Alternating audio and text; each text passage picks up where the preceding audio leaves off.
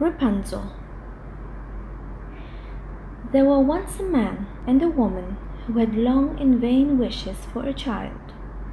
At length it seemed that God was about to grant their desire. These people had a little window at the back of their house from which a splendid garden could be seen, which was full of the most beautiful flowers and herbs. It was, however, surrounded by a high wall, and no one dared to go into it because it belonged to an enchantress who had great power and was dreaded by all the world. One day the woman was standing by this window and looking down into the garden, when she saw a bed which was planted with the most beautiful rampion, sometimes called RAPUNZEL, and it looked so fresh and green that she longed for it. She quite pined away and began to look pale and miserable. Then her husband was alarmed and asked, "What ails you, dear wife?" "Ah," she replied, "if I can't eat some of the rampion which is in the garden behind our house, I shall die." The man, who loved her, thought, "Sooner than let your wife die, bring her some of the rampion yourself, let it cost what it will." At twilight he clambered down over the wall into the garden of the enchantress, hastily clutched a handful of rampion, and took it to his wife. She at once made herself a salad of it, and ate it greedily.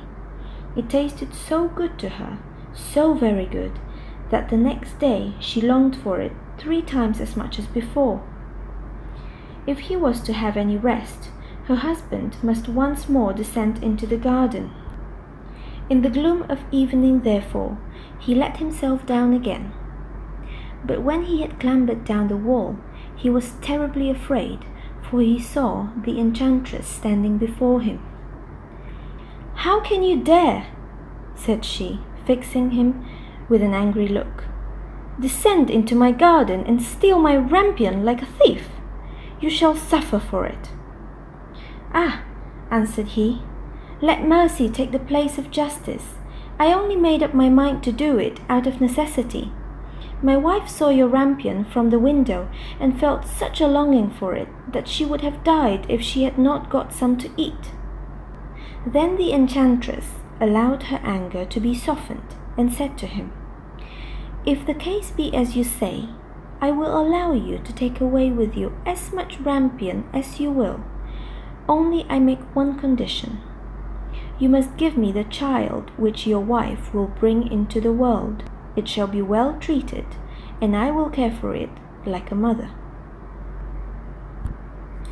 The man in his terror consented to everything, and when the woman was brought to bed, the enchantress appeared at once, gave the child the name of Rapunzel, and took it away with her. Rapunzel grew into the most beautiful child under the sun.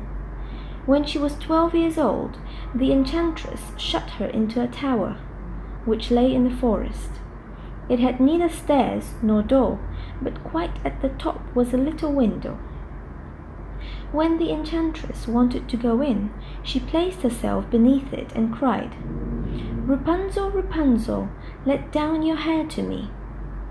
Rapunzel had magnificent long hair, fine as spun gold, and when she heard the voice of the enchantress, she unfastened her braided tresses, wound them round one of the hooks of the window above, and let the hair fall 20 meters down, whereupon the enchantress climbed up by it. After a year or 2, it came to pass that the king's son rode through the forest and passed by the tower. Coming from it, he heard a song which was so charming that he stood still and listened. This was Rapunzel, who in her solitude passed her time in letting her sweet voice resound. The king's son wanted to climb up to her and looked for the door of the tower, but none was to be found. He rode home, but the singing had so deeply touched his heart that every day he went out into the forest and listened to it.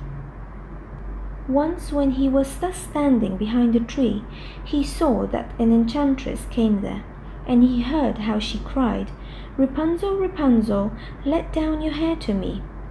Then Rapunzel let down the braids of her hair, and the enchantress climbed up to her. "If that is the ladder by which one mounts, I too will try my fortune," said he. And the next day, when it began to grow dark, he went to the tower and cried, "Rapunzel, Rapunzel, let down your hair to me." Immediately the hair fell down, and the king's son climbed up.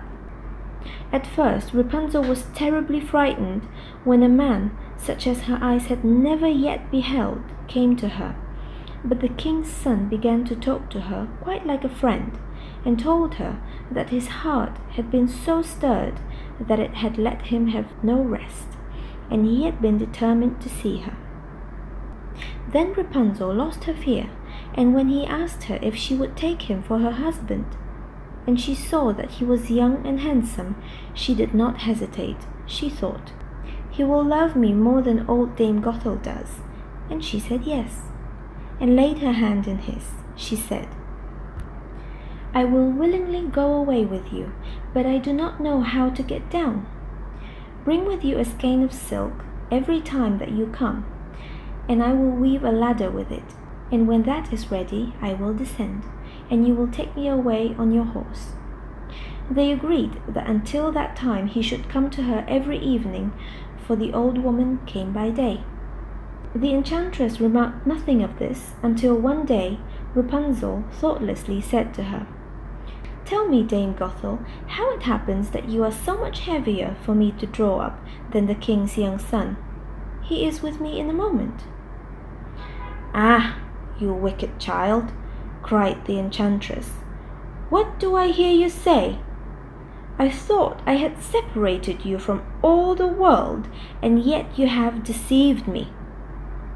In her anger, she clutched Rapunzel's beautiful tresses, wrapped them twice round her left hand, seized a pair of scissors with the right, and snip, snap, they were cut off, and the lovely braids lay on the ground.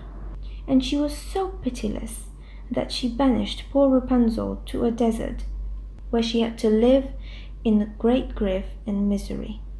On the same day that she cast out Rapunzel, however, the enchantress fastened the braids of hair which she had cut off to the hook of the window, and when the king's son came and cried, "Rapunzel, Rapunzel, let down your hair to me," she let the hair down. The king's son ascended, but instead of finding his dearest Rapunzel, he found the enchantress, who gazed at him with wicked and venomous looks. "Aha!" she cried mockingly. "You would fetch your dearest, but the beautiful bird sits no longer singing in the nest. The cat has got it, and will scratch out your eyes as well. Rapunzel is lost to you. You will never see her again." The king's son was beside himself with pain, and in his despair he leaped down from the tower. He escaped with his life, but the thorns into which he fell pierced his eyes. Then he wandered quite blind about the forest, ate nothing but roots and berries, and did naught but lament and weep over the loss of his dearest wife. Thus he roamed about in misery for some years, and at length came to the desert where Rapunzel, with the twins to which she had given birth, a boy and a girl, lived in wretchedness.